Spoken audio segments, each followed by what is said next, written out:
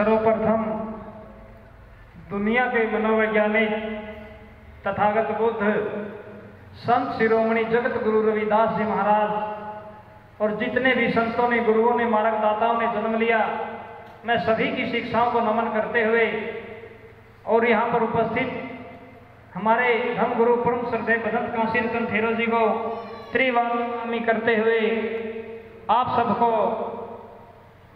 यहाँ पर पहुँचने के लिए आप सबके उज्जवल भविष्य की मंगल कामना करता हूँ, सभी को साधुवाद देता हूँ।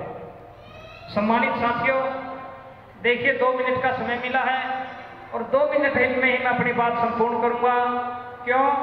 क्योंकि जो समय की कदर नहीं करता तो फिर समय भी उसकी कदर नहीं करता। समझने की कोशिश करना,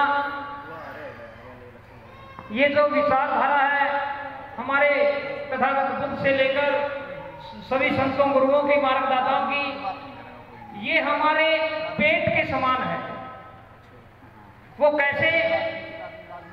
मान के चलिए हमारे सामने कोई वृक्ष खड़ा है, उस वृक्ष के मीठे मीठे फल लगे और हमारी आंखों ने उसको देख लिया कि कितने सुंदर फल लगे हैं, कितने मीठे फल लगे हैं। तो हमारे मन में जिज्ञासा जागी कि ये तो तोड़ करके खाने चाहिए। लेकिन सम्मानित साथियों, मेरी माता बहनों, आंखें चल करके नहीं जा सकती। चल करके कौन जाएंगे? हमारे पांव जाएंगे। जो चल करके गए वो तोड़ नहीं सकते। तोड़े किसने? हाथों ने तोड़े। जिसने तोड़े वो खा नहीं सकते। खाया किसने? मुंह ने खाया। और जिसने खाया वो अपने पास नहीं रख सकता, उसने आगे भेज दिया पेट के पास। तो मेरा कहने का भाव ये है कि मेहनत तो शरीर के सभी अंगों ने की। आंखों ने देखा, पांव चल करके गए, हाथों ने तोड़ा, मुंह ने खाया। लेकिन जिसने देखा उसने तोड़े नहीं, जिसने तोड़े उसने खाए नहीं, जिसने खाया उसको उसने अपने पास नहीं रखा, पेट के पास धकेल दिया।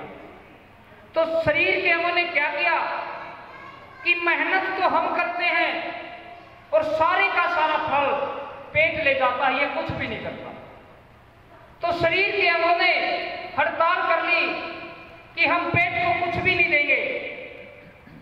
तो 5 दिन बीते, 10 दिन बीते, 5-10 दिन के बाद शरीर जब पेट में कुछ जाएगा ही नहीं तो शरीर के अंग तो ढीले पड़ेंगे। तो शरीर के अंग ढीले पड़ गए।